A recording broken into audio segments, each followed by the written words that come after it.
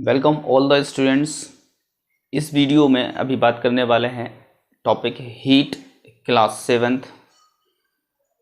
इस टॉपिक से रिलेटेड हम ओनली एक्सरसाइज को कवर करने वाले हैं। अच्छे से इस वीडियो को देख लीजिएगा। दिवाली सेलिब्रेट कर ली है, खूब एंजॉय कर लिया है, खूब पटाखे फोड़ लिए हैं, खूब मस्ती कर ली है, लेकिन अब थोड़ा सा टाइम निकाल के हमें इसको भी पढ़ लेना है। हम ज़्यादा कुछ डिस्कस नहीं करेंगे इसमें, ओनली कुछ क्वेश्चंस को डिस्कस करेंगे, एमसीक्यूज़ को भी डिस्कस कर लेंगे, फिलअप्स को भी डिस्कस कर लेंगे, मैचिंग्स को भी डिस्कस कर लेंगे, short answer and long answer सब कुछ डिस्कस करेंगे। तो आप ओनली इस वीडियो को एक बार देख लीजिएगा, पूरे हर एक क्वेश्चन का प्रॉपर एक्सप्लेनेशन मिल जाएगा। थोड़ा सा वीडियो लेंथी जरूर हो सकता है, उस चीज़ की चिंता ना करें आप, लेकिन पूरा टॉपिक कंप्लीटली कवर हो जाएगा। इसके लिए पूरा वीडियो आपको एंड तक देखना पड़ेगा। तो चलिए स्टार्ट करते हैं। Welcome all the students of class 7th। First question बनता है आपका, हीट ऑलवेज फ्लो फ्रॉम। अभी हीट होती है, सपोज दैट मैंने इसको गर्म किया, ये इतना एक पॉट है कोई सा, मैंने इस रीजन को गर्म कर दिया है, तो अब ये कहाँ जाएगी? ये हॉट पार्ट हो गया है और ये कोल्ड पार्ट है, तो हॉट से कोल्ड रीजन में फ्लो हो जाएगी। मतलब higher temperature area, higher temperature region to lower temperature region चली जाएगी। तो हमारा फर्स्ट क्वेश्चन क्या बनता है? Heat always transfer from higher concentration area to the lower concentration area. Now our second question is SI unit of heat.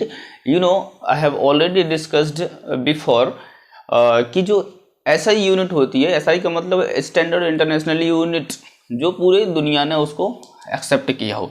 तो heat की जो SI यूनिट होती है वो जूल होती है। क्या होती है? जूल होती है। हम हीट को कैलोरी में भी मेजर कर लेते हैं, लेकिन वो CGS यूनिट होती है। तो आपको हीट की SI यूनिट क्या ध्यान रखना है? Joule. Question number 2, the SI unit of heat is joule.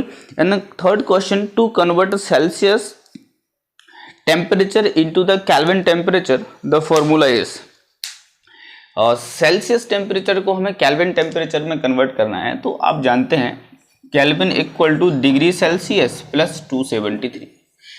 जो केल्विन होता है वो सेल्सियस से सीधा 273 ज़्यादा होता है। मतलब हम सिंपली कह सकते हैं कि Kelvin is equal to 273 plus degree Celsius. जितना भी डिग्री सेल्सियस है वो केल्विन, जितना भी डिग्री सेल्सियस से 273 ज़्यादा होता है, तो हम उसको सिंपली प्लस कर देंगे 273, तो आपका केल्विन बन जाता है। A device use to measurement the temperature is, एक डिवाइस है जो टेम्परेचर को मेजर करने के लिए यूज किया जाता है। अभी अब देख लेंगे, ऑप्शन आपको दिख रहे होंगे। The device use to measure the temperature is, अब कौन सा डिवाइस होता है? थर्मामीटर होता है, बैरोमीटर होता है, लैक्टोमीटर होता है, मैनोमीटर होता है, ये हमको देख लेना है। तो अकेला थर्मामीटर इनमें से होता है, लैक्टोमीटर, बैरोमीटर ये अलग चीजें होती हैं ना, उसको हमको नहीं देखना है अभी। तो थर्मोमीटर क्या है? Thermometer is the device to measure the temperature. किसी भी ऑब्जेक्ट का टेम्परेचर हमको मेजर करना है, थर्मोमीटर का यूज किया जाता है। नेक्स्ट क्वेश्चन को हम देखेंगे। Question 5th, the normal temperature of the human body is 37 degree. जो ह्यूमन बॉडी का नॉर्मल टेम्परेचर होता है, normal temperature of the human body कितना होता है? 37। अब डिग्री, कौन सी डिग्री? ये हो जाएगा 37 डिग्री सेल्सियस या केल्विन या फ़ारेनहाइट। तो जनरली द ह्यूमन बॉडी का जो नॉर्मल टेम्परेचर होता है 37 डिग्री सेल्सियस होता है। इसी को हम फ़ारेनहाइट में लेके जाते हैं तो 98.6 डिग्री फ़ारेनहाइट हो जाता है। टेम्परेचर को हम डिग्री सेल्सियस और फ़ारेनहाइट में मेजर करते हैं, जो कि नॉर्मल बॉडी टेम्परेचर होता है। नेक्स्ट क्वेश्चन है, which of the following is not the method to transfer the heat. तो जो कन्वेंशन होता है, कन्वेंशन हीट ट्रांसफर करने का कोई मेथड नहीं है। Conduction, radiation, convection and convection. Conduction, conduction जो सॉलिड होते हैं, सॉलिड में हीट ट्रांसफर किससे होती है? कंडक्शन के थ्रू होती है। लिक्विड और गैस, लिक्विड एंड गैस में हीट ट्रांसफर कन्वेक्शन के थ्रू होती है। कन्वेक्शन, कन्वेक्शन में क्या होता है कि किसी भी पार्टिकल्स को हीट मिली, सपोज दैट कोई सा सब्सटेंस है, इसको मैंने गर्म किया तो इनको हीट मिलती है, पार्टिकल्स को ये अपने आप में दूर जाने की कोशिश करते हैं, उस प्रोसेस को कन्वेक्शन कहा जाता है, ठीक है। और सॉलिड कंडक्शन के थ्रू गर्म हो जाता है, ठीक है ना, किसके थ्रू, कंडक्शन के थ्रू। कंडक्शन में क्या होता है, पार्टिकल गर्म होता है, वाइब्रेट करने लगता है, अपनी एनर्जी को अगले पार्टिकल को देता है, वो गर्म करके अगले को दे देता है, अगले को देता है, इस तरीके से इसको कंडक्शन कहा जाता है। कन्वेक्शन में पार्टिकल एनर्जी लेके खुद भाग जाता है, वो कन्वेक्शन होता है। अब रेडिएशन में क्या होता है कि जो भी हीट एनर्जी होती है, रेडिएशन ओनली किस में फ्लो होता है, गैस में होता है। रेडिएशन के लिए कोई मीडियम नहीं चाहिए होता जनरली, ठीक है। तो रेडिएशन से हीट ट्रांसफर हो जाती है, कन्वेक्शन से भी हीट ट्रांसफर हो जाती है, कंडक्शन से भी हीट ट्रांसफर हो जाती है, ठीक है। लेकिन कन्वेंशन जो इसमें पॉइंट दिया हुआ है, तो कन्वेंशन ऑप्शन सही है, सही है मतलब इस क्वेश्चन के अकॉर्डिंग सही है। 7th question, which of the following is not the insulator. अब इनमें से इंसुलेटर कौन नहीं है। इंसुलेटर, यू नो ब्रिक, ईट वगैरह जो होती है वो काय का इंसुलेटर है इंसुलेटर है। बम्बू भी एक इंसुलेटर है। इंसुलेटर मतलब होता है जो बैड कंडक्टर है, जो हीट को ट्रांसफर अपने में से नहीं होने देते। बम्बू भी नहीं होने देता, कार्डबोर्ड भी नहीं होने देता। ब्रास एक मेटल होती है, ये है ब्रास एक मेटल होती है। एक मेटल का मतलब कॉम्बिनेशन ऑफ 2 मेटल्स होता है ब्रास ना, 2 मेटल्स को मिला के एक नई मेटल जिस बना लिया जाता है, जिसको हम ब्रास कहते हैं। और ब्रास एक अच्छा कंडक्टर होता है, किसका, हीट का एंड लाइट का।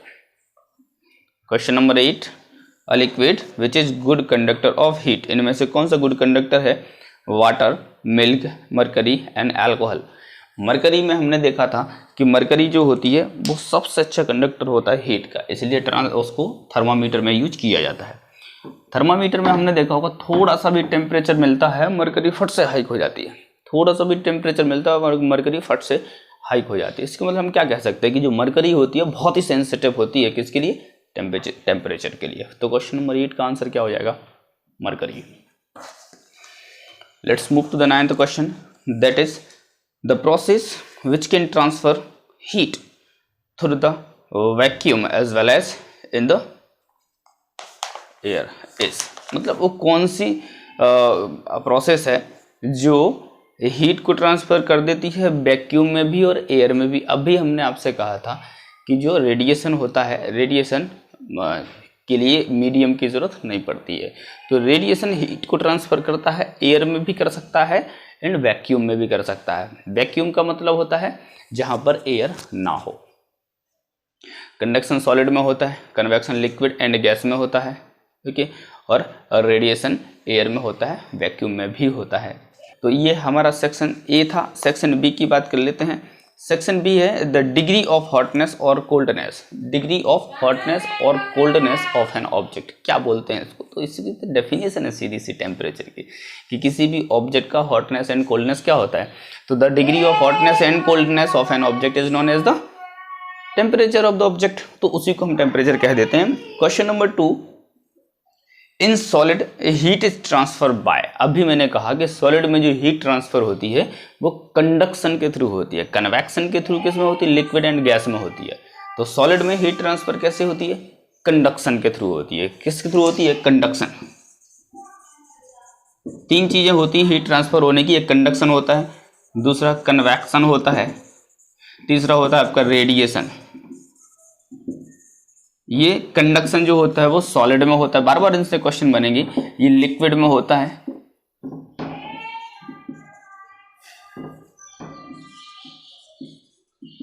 एंड गैस में भी होता है, और ये कहाँ होता है, ये एयर में हो जाता है, मतलब गैस में और वैक्यूम में, ठीक है ना। तो ये हीट ट्रांसफर करने के लिए यूज किए करने की प्रोसेस है, मेथड्स हैं, इन प्रोसेसेस के थ्रू हीट ट्रांसफर हो जाती है।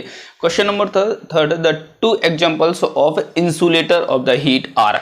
हीट के इंसुलेटर कई एग्जांपल होती है, बम्बू होती है और ब्रिक्स होती है, काफी सारे एग्जांपल्स हैं, आप कुछ लिख सकते हैं, प्लास्टिक वगैरह, वुड वगैरह, anything you man right there the example of the insulators of the heat. Next question is air कैसा होता है, फिलिप्स है ये। Air is bad conductor of heat whereas the copper is good conductor of heat. Air कैसा होता है, heat का bad conductor है। अब आपको कैसे पता है एयर का बैड कंडक्टर, तो हमने थर्मस फ्लास्क देखा होगा, थर्मस फ्लास्क में से उसको एयर निकाल ली जाती है, हालांकि वहाँ वैक्यूम बना देते, छोड़िए उसको। कई जगह देखा होगा कि जो अगर हम कहते हैं कि एक सिंगल कपड़ा अगर हम सर्दियों में पहन लें, सिंगल जैकेट पहन लें तो थोड़ी सी सर्दी कम लगती, ज़्यादा लगती है। अगर दो छोटे छोटे पतले पतले कपड़े पहन लिए जाएं तो वहाँ पर सर्दी थोड़ी सी कम लगती है। क्यों? कि दो कपड़ों के बीच में थोड़ी सी एक लेयर आ जाती है, और लेयर आने की वजह से उसमें जो हीट होती है वो अच्छे से ट्रांसफ़र नहीं हो पाती। क्यों नहीं हो पाती? क्योंकि एयर हीट का बैड कंडक्टर, हीट को ट्रांसफ़र नहीं होने देता।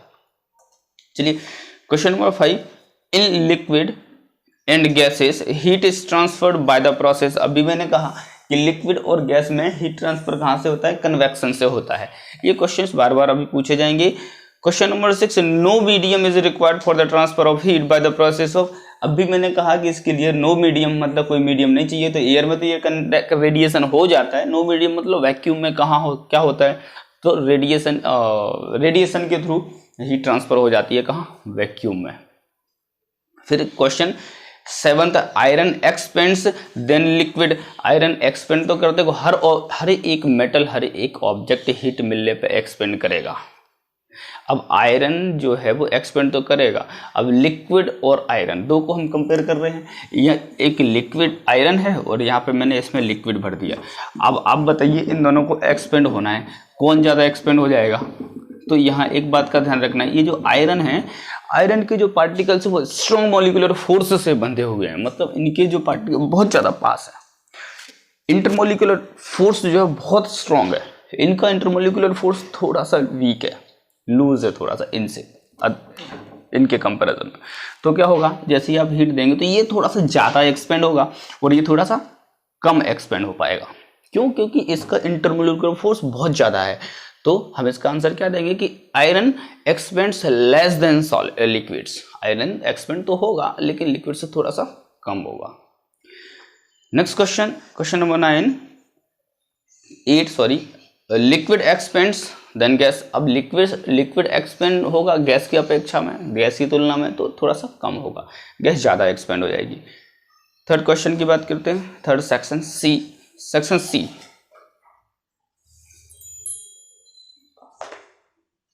सेक्शन सी, राइट ट्रू और false for the false statement. अब हमें इसमें ट्रू एंड फॉल्स लिखना है। First question, in the CGS system heat is expressed in joule. CGS में हीट को जूल से एक्सप्रेस नहीं किया जाता है। CGS में अभी हमने बताया था हीट को रेफर करने के लिए क्या होता है? कैलोरी होती है। हीट की जो यूनिट जूल है वो SI यूनिट होती है, CGS यूनिट कैलोरी होती है। क्वेश्चन नंबर 1 फॉल्स हो जाएगा। Question number 2, sometimes however our sense of touch is not reliable in telling us whether an object is really hot or cold. ये क्या पूछ रहा है क्वेश्चन कि कभी कभी किसी भी ऑब्जेक्ट को हम जैसे इसको टच किया और उसको टच करके हम पता नहीं लगा पाते हैं इंस्टेंट मोमेंट पर कि ये हॉट है ये कोल्ड है। ये होता है, बिल्कुल होता है। क्या होता है कि जैसे मैंने ये हाथ है मेरा गर्म चीज़ में से, गर्म पानी में से मैंने हाथ को निकाला, अब मैं किसी भी गर्म ऑब्जेक्ट को टच करूंगा तो उतना ज़्यादा गर्म मुझे महसूस नहीं होगा जितना एक्चुअल में वो है। तो उस अंदाज़ा नहीं लगा पाते हैं कि वो कितना है हॉट, मतलब उसकी हॉटनेस एंड कोल्डनेस कितनी है। फ्रीजर में से हाथ निकाला, बहुत ठंडा है, जाके मैंने किसी दूसरी ठंडी चीज़ को छू लिया तो उसको मैं ऑब्जर्व नहीं कर सकता, अंदाज़ा नहीं लगा सकता कि वो कितनी ठंडी है। तो क्या होता है कि कभी कभी ऐसा हो जाता है कि हम उसको अच्छे से ऑब्जर्व नहीं कर पाते हैं कि हॉट है कि कोल्ड है। तो ये ट्रू हो जाएगा। Question number 3, laboratory thermometer doctors thermometer. बिल्कुल गलत। लेबोरेटरी थर्मोमीटर डॉक्टर्स थर्मोमीटर नहीं हो सकता। डॉक्टर थर्मोमीटर मतलब जो क्लिनिक में यूज किया जाता है, that is known as the doctor's thermometer. अब क्लिनिक में कौन सा यूज किया जाता है? तो क्लिनिकल थर्मोमीटर। तो क्वेश्चन आपका क्या होगा कि clinical thermometer is also known as the doctor's thermometer. जो क्लिनिकल थर्मोमीटर होता है उसको डॉक्टर्स थर्मोमीटर कहा जाता है। लैबोरेटरी थर्मोमीटर को डॉक्टर्स थर्मोमीटर नहीं कहा जाता। फॉल्स हो जाएगा। Question number 4, laboratory thermometer has a kink. जो लेबोरेटरी थर्मोमीटर होता है उसमें किंक होता है। Laboratory thermometer has no kink. Good. Laboratory thermometer has no kink. Laboratory thermometer में किंक नहीं होता। अब किंक होता क्या है, ये चीज को समझ लें। क्या होता है कि थर्मोमीटर का डिजाइन कुछ इस तरीके से हमने देखा होगा, इस तरीके से बना। यहाँ पर एक किंक लगा रहे थे। किंक मतलब कुछ एक ऑब्स्टिकल लगा रहता है जो जल्दी से, जैसे ये बल्ब है इसमें मरकरी आपका भरा हुआ है, जैसे इसको थोड़ा सा टेम्परेचर में फट से हाइक हो जाता है। अब हाइक होने के बाद ये जल्दी से नीचे ना गिर जाए, उसको रोकने के लिए, prevention of the downfall of the mercury, we use kink.